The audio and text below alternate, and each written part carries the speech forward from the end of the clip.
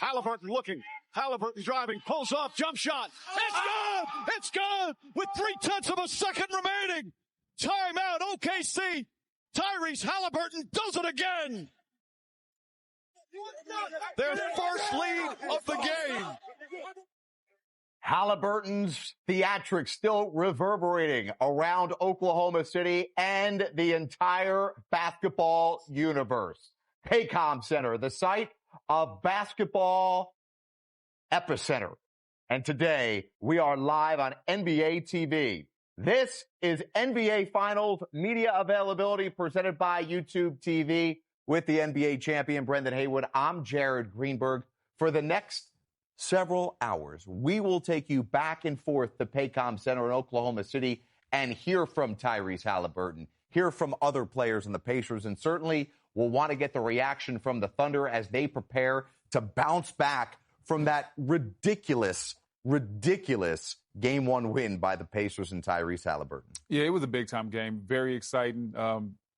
Haymakers being thrown by both clubs. It seemed like, once again, the Pacers were down and out. But the thing you have to give this Pacers team credit for is that next play mentality that they have. There's been so many times where you look at this team and you think, oh, man, this is their time to lose, or they can't come back from this one. And they just never get deterred. If you hit a couple of big threes, there's only a couple minutes left, they just keep playing their style of basketball. They take the ball out right through the net. They keep going. They're playing at a high level. So their next play mentality, the way Rick Carlisle has them prepared, is probably why they're up 1-0 right now. In addition to hearing from the players and coaches at the podium, we'll hear from Stephanie Reddy, who will be in the stands talking with a couple of different players throughout the afternoon and evening. But first, let's go back out live to Paycom Center, where Sean Powell from NBA.com is joining us to talk about what has happened and what we expect to happen in Sunday's Game 2. Sean, it's been 48 hours nearly since that ridiculous shot from Tyrese Halliburton. Have people in OKC been able to digest what exactly went down in Game 1 just yet? Well, if you talk to people around here, you know, this is a state that has to endure hurricanes and storms. So if they can survive that, they can survive a Game 1. And the other thing with Oklahoma City is you look at this team, they won 68 games all year. They had the MVP. They had this great, point differential, record point differential in the league. And then they just sweep Memphis in the first round. So the one thing you worried about this team is if adversity ever hit, how would they handle it? Because they have no experience in handling adversity this season. And I think that series with Denver sort of prepared them for losing Game 1. Because if you go back to that series with Denver, they lost the first game, they bounced back strong. They were down 2-1, they bounced back strong. They had a Game 7, and in that Game 7, if you recall, Nikola Jokic played well at the start, Aaron Gordon was courageous at the start. They sort of stunned Oklahoma City in that Game 7, but Oklahoma City closed strong. So I think they'll take those lessons learned from that Denver series. And also they lost a game to Minnesota in the conference finals, got wiped out in the game. They came back strong from that. I think they'll take those lessons learned from those situations. And I think, at least mentally anyway, they're going to bounce back in Game 2.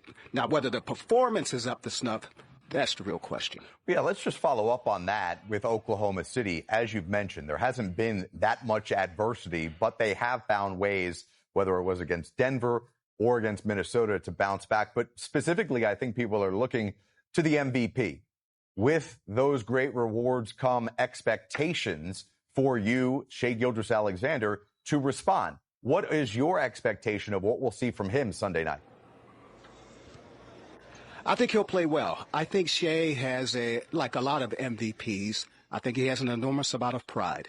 And I think he saw how Andrew Nembhard had shook him a little bit on that step-back three-point shot, and also how Shai missed that step-back shot himself that would have given Oklahoma City a lead, that maybe they would have won the game. And by the way, about that shot that Shai missed, I mean, how many times does that happen? I mean, this is the MVP. He makes a living off that mid-range step-back 15-foot, 18-foot jumper. So I think he feels that, you know what, I played a good game. I didn't play a perfect game. I didn't play a game up to my standards. At least I didn't finish that way. And I think if you go back and look at that game, Shai was really tremendous in that game. But those critical moments in the fourth quarter, defensively, when he couldn't start Nembhard, and also when he missed that shot, he says, you know what, against this Indiana team, an Indiana team that's very tough and it closes strong, I may have to be perfect. We will hear from Shai Gilgeous-Alexander at the podium in just a few moments when he takes a seat and speaks to the international throng of media that has ascended upon Oklahoma City. You mentioned Shai Gilgeous-Alexander's countryman, Andrew Nembhard, while Tyrese Haliburton, rightfully so, got all the headlines for his antics ending that game with that dramatic shot. It is the play of Andrew Nembhard on both sides of the basketball that really deserves a lot of credit for helping Tyrese Haliburton get in position to make that shot, Sean. Yeah, if you're Andrew Nembhard, you're like, hey, man, I had to guard Jalen Brunson the previous round, and now I've got Shai Gilgeous-Alexander, the MVP. So he's got his work cut out for him. But if you look at their history together, they both grew up in the Toronto area in Canada. Andrew Nembhard and Shai. Andrew Nembhard's known Shai and defended Shai longer than anybody in the NBA. Because those guys used to square off in high school. And then, their careers took different turns. Obviously, Shai went to Kentucky, went to the NBA. Andrew Nembhard had to spend 4 years in college. And by the way, last couple years, he was Chet Holmgren's teammate at Gonzaga. So he's got a connection against Chet. He's got a deeper connection against Shai. But I think Andrew Nembhard is really growing up in these playoffs. Again, he's had to guard the top two offensive point guards in the NBA in terms of scoring. So you don't have any choice. You have to grow up if you're playing Jalen Brunson. And I think that was great prep for now against Shai. Even on the biggest stage with the lights and all that, Andrew Nembhard is not scared. And I think he showed that in the fourth quarter, offensively and defensively, against Shai Gilgeous-Alexander. No question. Sean Powell to the people. Great job, as always. We'll hear from you a little later on, as well as Stephanie Reddy inside of Paycom Center. Thanks to Sean, as we are back in Studio V here in Atlanta with Brendan Haywood. Let's get your reaction by looking ahead to what you think the biggest keys are for both Oklahoma City and Indiana as we go into Sunday's game 2. Well, both teams have things that I think they can do a lot differently, and they can do well that will help either squad win the game. Starting off, we're going to look at what it is for OKC. Got to clean the glass. The rebound advantage was 56-39 in favor of the Pacers. Got to do your work. Jalen Williams, he has to step up. Only 6 of 19. Hey, Batman definitely needs a Robin, and Robin was missing in game 1. And I would attack Miles Turner in the pick and roll. SGA was getting whatever he wanted to when they went into a drop coverage or they switched Miles Turner on him. If I'm Mark Daigneault, I'm going at that matchup early and often. On the flip side, we know what it is for the Pacers. They had 20-plus turnovers in the first half alone. Very rarely do you win games like that. Got to protect the ball, cut down on those turnovers. And then secondly, you want to get out in transition. We understand this OKC defense is elite in the half court. You want as many easy buckets as possible. Want to get those transition numbers up, maybe somewhere around 17, 18 points per game. As we saw, they only had 11 in the first game. So those would be the keys for me right now, looking at both of these ball clubs. You're looking, if you're the Pacers, at this is glass half full or glass half empty with the way they played in that first half versus the way they played the last 12 minutes of the game? I think both teams, depending on what locker room you're in, you're going to be looking at it as half full. Both teams are going to be looking at it the same way. So the Pacers are going to say, hey, guys, we stole game 1. Our best player didn't play that well. He hit the shot, but he only had 14 points. We had, I think, 25 total turnovers 24 turnovers as a team.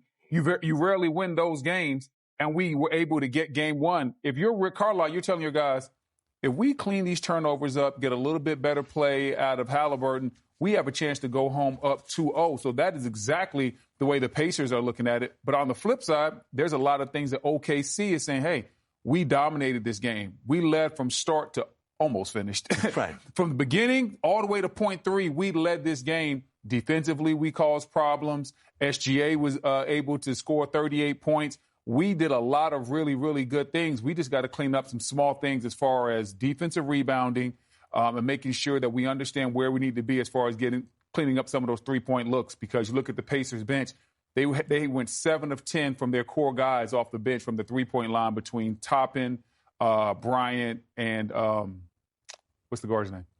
And Nembhard. No, off the bench, man. Off the bench. Help your boy out. TJ McConnell. TJ McConnell. There Sorry. you go. Yeah, I got you. Coming up in the second half of the show, we will hear from your former head coach, Rick Carlisle. Two of you linked up and won a championship in Dallas. We'll talk about that connection. We'll also hear from Tyrese Halliburton. But this first portion of the program is all about the Oklahoma City Thunder. They are on the court practicing at Paycom Center. And right now, inside the bowels of the arena, Mark Daigneault is the head coach of the Thunder, and he's at the podium. I think maybe the next game is not going to be the blowout that it was against Denver.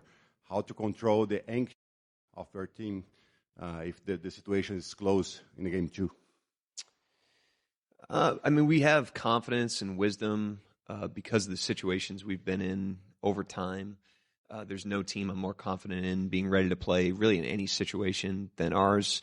I'm biased, obviously, but you also have to go make it happen. You know, those experiences don't guarantee you anything. They certainly don't carry over into the next experience. And so we've got the wisdom from them. We get the confidence from them. But when the ball goes up in the air tomorrow, the better team's going to win. And we want to do everything we can to be that team. Jeff, fourth row on your right. Jeff Zogate, USA Today. Mark, you just saying make it happen. With the benefit now of having some time to watch the game, what didn't happen for you guys that, you know, you take away from that game and will apply to game 2? It's always tricky, you know, because 1-point losses are emotional, and you got to be able to strip away the emotion from that. Understand there was a lot of things we did well in the game to build a 15-point lead. There's a lot of things we did well in the game that we certainly don't want to throw out. And there's a lot of things that we can improve on. We have a lot of runway here to improve. And Indiana does too. I'm sure they don't come out of that game feeling like they played perfectly either. And so that becomes the challenge after a game 1 of a series is you've now felt the opponent a little bit. You've thrown some things out there, learned some things from the game. And now we just got to improve at some tangible things that we think we can improve at. Indiana's going to try to do the same thing, and then the better team will win. Next seat over, Tim. Mark, you guys have been obviously very good after wins this season too, but after losses, it just seems like it goes up a notch. What, if anything, changes about this group when it is coming off a loss? I think nothing. I think that's the trick is you don't want to be reactive to the last game because then you can be too high after wins. You can be too low after losses. We just get ourselves to neutral, understand every game's different. Every game is unwritten, you know, and you go out there, the ball goes up in the air, and the team that competes better on that night wins. That's been kind of a mental habit for us over time, and we try to carry that over to every situation, and it's obviously very important in this situation. So, but I couldn't explain it beyond that. They just do a great job of getting themselves to zero and getting ready to compete in the next moment. Jenny, over here. Hey, Mark, Jenny Carlson with the Oklahoma. And you said on Thursday you wanted to go back and watch the defense in the second half. I'm curious what you saw. You mentioned at one point that disruption was the goal. Were you guys disruptive enough defensively in the second half? Not as disruptive as we were in the first half, but that was obviously probably an outlier as well. You know, there's certainly things we could have done better in the second half. I thought we got a little loose on different things, but I'm also careful in these settings, especially not to take away from what Indiana did. I mean, there's two teams out there playing, and they did a really good job in the second half of that game, certainly in the back half of the fourth quarter, to put themselves in position to get a win the way they did. And so they deserve credit for that. But certainly, you know, when the door shuts and we're watching film, we're looking at it through our lens, through the things we can control. We thought we left some stuff on the table in that game. Like I said, I'm sure they feel that way too. But now we have to start the process of improving and growing in the series. What will be the response from the most valuable player of the 2025 NBA season? Shai Gilgeous-Alexander at the mic next